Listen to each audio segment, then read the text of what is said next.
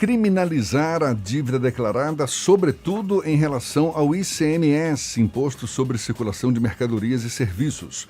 A Suprema Corte chegou a entender que para criminalizar tem que ser devedor contumaz e, no caso, agir com dolo.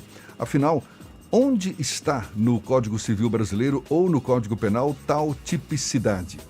A gente fala mais sobre o assunto conversando agora com o coordenador do Núcleo Jurídico e vice-presidente da Associação Comercial da Bahia, o advogado e empreendedor Paulo Cavalcante, mais uma vez nosso convidado aqui no Issa Bahia. Seja bem-vindo. Bom dia, Paulo.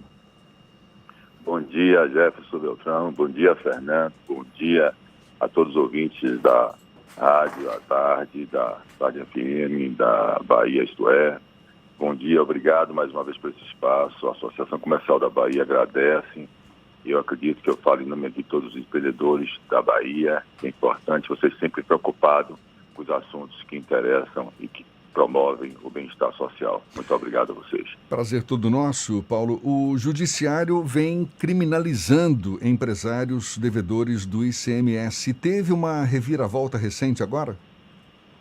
Exatamente. Veja bem, na realidade, a satisfação e essa notícia de primeira mão, é a primeira vez que nós estamos falando sobre isso, e é exatamente no caso prático, no nosso caso, no caso da Sazil, no caso de Paulo Cavalcante, que sou eu, coincidentemente, também vice-presidente da associação, e também o empresário, que foi o segundo caso de Santa Catarina, a ser julgado. Vocês vão lembrar, quando estivemos aí juntos, eu exatamente indignado, colocando que estavam querendo criminalizar dívida lançada espontaneamente pelo empresário e que isso não poderia prosperar.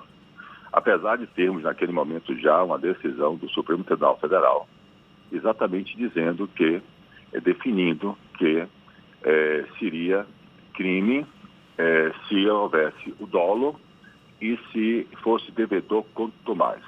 Aí cria-se o que eu chamo de judicialização, ou seja, de ativismo judicial, né? Que está na moda também, as pessoas estão discutindo isso, e aí que a gente coloca o ativismo judicial. Por quê? Porque onde está a tipicidade criminosa do devedor contumaz? Vai lembrar que o Fernando Duarte me fez uma pergunta naquela época, dizendo, mas Paulo, deixa eu lhe perguntar, eu estou lhe perguntando exatamente como seria isso? Como eu dou o exemplo de que se a gente estivesse sendo criminalizado pela dívida espontânea, pela dívida declarada, imagine como seria amanhã com o IPTU, imagine como seria como se criminalizar as dívidas do nosso país, que é incondicional. Não existe crime por você dever, ok? Então, esta decisão, ela mudou. Ela concedeu o habeas corpus a Paulo Cavalcante, trancando o processo penal, do qual eu estava sendo constrangido, respondendo ao processo penal, onde não foi trancado. Veja que a decisão do Supremo Tribunal Federal, ele não trancou o habeas corpus, e o cidadão que devia aqueles R$30 mil continua respondendo o processo penal. O que não ocorreu no nosso caso. No nosso caso, o mesmo, é importante dizer isso, que foi o mesmo ministro que negou o habeas corpus do caso de Santa Catarina, o primeiro caso de Santa Catarina. Ele mudou, ele evoluiu para o entendimento correto de que não existiria dolo na atitude da declaração. Isso foi muito bom para todos os empresários, dá um alívio para a gente. Agora nós precisamos definir agora o que é contumaz, que não existe no nosso Código Penal. Essa decisão, Paulo, ela é definitiva ou ainda cabe algum tipo de alteração? Recurso, sim, cabe, mas, veja bem, ela não vai ser modificada. O entendimento foi que tem que existir a contumácia. Contumaz é costume para eles de atrasar. Não existe essa definição, isso que é importante a gente entender.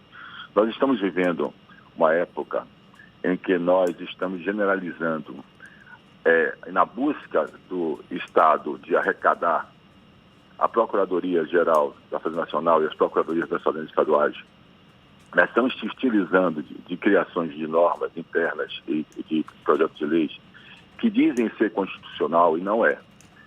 Nós estamos perdendo a importância, a preocupação com o princípio constitucional, com os princípios constitucionais do cidadão, do direito do cidadão, da dignidade humana, do direito de ir e vir, das questões da sua privacidade.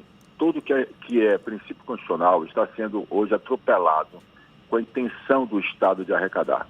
Está existindo, então, a generalização e a criminalização do empresário, não só do empresário. Hoje você veja que existe também do político, você veja que nós estamos chegando já ao poder judiciário. É como eu coloquei, nem todo empresário é sonegador, nem todo o político é corrupto e nem todo juiz vende sentença ou é comprado.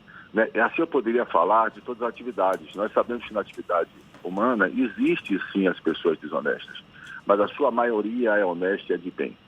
Quando um empresário está procurando uma associação, por exemplo, está se associando com uma associação comercial, e eu falo por todas as outras, ele também é contra, não é diferente da Procuradoria-Geral da Fazenda, ele também é contra a concorrência desleal, ele também é contra o sonegador, que prejudica ele que é regular, que paga imposto. Ele também quer combater isso. Mas eu não posso, porque tenho inadimplência na minha empresa, criar artifícios para forçar e atropelar a nossa Constituição, a nossa harmonia social. É isso que está acontecendo no nosso país, é isso que nós precisamos lutar, precisamos reagir para a gente evoluir. Como eu digo, eu estou a favor da união de todo mundo e todos os setores. Nós precisamos de instituições fortes, nós precisamos do Poder Judiciário forte, da Procuradoria da Fazenda forte, do Ministério Público forte, da Polícia Federal forte. Nós precisamos voltar a ter confiança no nosso país, nas nossas normas. Nós precisamos voltar a ter segurança jurídica. É isso que eu defendo. Paulo, só para ficar bem claro, diferencia para a gente o sonegador, aquele empresário que sonega os impostos e que fica sujeito a ações na justiça, e aquele empresário que deixa de recolher os impostos, mas que não, ou que pleiteia não ser caracterizado como tal, como é o seu caso. Por favor. Vamos lá. Meu caso e vários casos no Brasil inteiro. Fica fácil agora com a pandemia. Exemplo tranquilo. É um exemplo tranquilo, bem fácil. Veja a pandemia. Já existe, em vários setores nossos, já existe uma dificuldade. Já vinha passando por crise. Agora imagine você, vamos pegar um exemplo claro do shopping center. Imagine que a determinação do poder público já se fecha, não abre ninguém, fechou, sua atividade foi trancada. Imagine seu estoque, imagine que você comprou, imagine uma loja de sapatos, fica mais fácil. O cara comprou vários sapatos, ia vender no shopping, ia lá, tem seu aluguel para pagar, sua luz, seus impostos, que lá a compra que ele fez, das vendas que ele fez. E ele então se apertou. E tem empregado para pagar, e tem isso para aquilo. Imagine que ali, a partir daquele momento, você atrasou não só os fornecedores, mas atrasou também a sua dívida do ICM. Você vai lá e você, normalmente, regular, você declara espontaneamente no seu livro fiscal. Você vai lá e você coloca, eu devo aqui X mil reais. Ora, aí a Fazenda a Fazenda da Bahia, por exemplo, nosso estado, e diz, devedor quanto mais é aquele cidadão que atrasar mais do que 3 meses. Pelo amor de Deus. Aí vem e entra um processo no estado de Santa Catarina, aqui na Bahia também faz isso, juntam-se e fazem assim, vamos atrás de quem está devendo ao Estado, mas só que para a gente cobrar, vamos utilizar, é diferente. Olha a diferença que é. Você não sonegou. O sonegou é aquele que não declara, que não emite nota, ou que calça uma nota, ou que diz que o preço foi menor para não pagar um imposto. Aquele que tenta, de qualquer forma, usar uma forma fraudulenta para poder esconder a dívida que ele tem. Então, ele age de má fé. O dolo significa má fé, vontade de ficar com o que é dos outros, vontade de não pagar, a vontade proposital de se beneficiar individualmente contra o Estado, prejudica o Estado, é um nocivo, é um câncer. O empresário é atividade, sim, empreendedor. Nós temos função social, o empresário tem função social, ele paga imposto, ele gera emprego, ele gera bem-estar social. Por isso que nós temos até uma lei de recuperação judicial, para recuperar as pessoas de bem que têm história e querem voltar a produzir no país. Criminalizar isso, essa é a questão, é botar na mesma vala, jogar todo mundo, é fazer uma coisa, como eu falei, é generalizar. E colocar a atividade empresária no Brasil como uma atividade de risco sem precedente no nosso país. Então, é isso que nós estamos. A diferença é essa. Não é justo você que para cobrar, para receber, você impor, utilizar o direito penal como coação ao bom empresário para ele pagar a dívida do aperto que ele está tendo. Aí como é que faz no caso da pandemia? Temos 5 meses praticamente. As pessoas estão querendo voltar agora, essas pessoas estão com condições de pagar os impostos, aí vem o próprio Estado e diz, não, eu vou permitir que você me pague tal data, eu vou permitir que prorrogar você. E o próprio Fazenda vai que faz refis e faz reprogramações de pagamento, dando oportunidade a esse bom empresário. É isso que nós temos que entender, nós não podemos generalizar, não podemos dizer todo empresário agora, quanto mais, criou-se uma palavra que não existe, não tem tipicidade no nosso Código Penal. Estão atropelando a nossa Constituição a fim de arrecadar. É uma frase que eu ouvi, inclusive agora, que o governo, o Estado, aliás, né, o governo não está trabalhando para o cidadão, e sim para o Estado. Isso é muito ruim. Então, nós não precisamos, eu sei que nós temos que ter estabilidade, o funcionário público tem que receber o dinheiro, nós temos que pagar o imposto, mas não podemos atropelar a Constituição brasileira. Paulo, você tem ideia do tamanho dos empresários, a quantidade de empresários que estão vivendo situação semelhante? E você, como coordenador do núcleo jurídico da Associação Comercial da Bahia, tem havido algum movimento por parte da ACB no sentido de dar suporte jurídico a esses empresários? Sim. É uma situação realmente absurda, é uma anomalia, né, que está existindo no nosso país.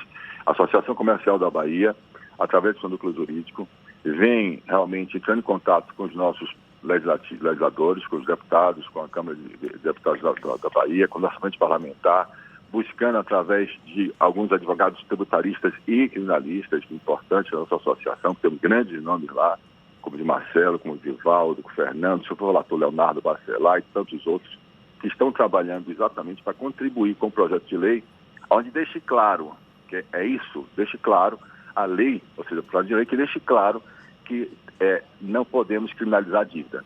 Este é o nosso papel. Nós estamos fazendo sempre uns encontros às quartas-feiras, 19 horas, onde nós trazemos sempre juristas, todos voluntários, todos gratuitamente, se doando, sem ônus nenhum, sem preço nenhum, encontramos com os empresários que trazem seus problemas, discutimos e sempre só saímos de lá com alguma coisa com propósito, com uma coisa propositiva. E nesse caso específico sim, um projeto de lei que vamos apresentar. Claro que nós não estamos reinventando a roda. Esse projeto de lei já está aí com 2 deputados que estão aí já rodando há muito tempo e então, exatamente atende também o que nós queremos, mas nós queremos contribuir, queremos dar nossa informação, queremos passar para fortalecer esse movimento. Esse movimento, espero que vai ser, com certeza, abraçado por todas as associações e confederações e todos os movimentos de classe empresária do país.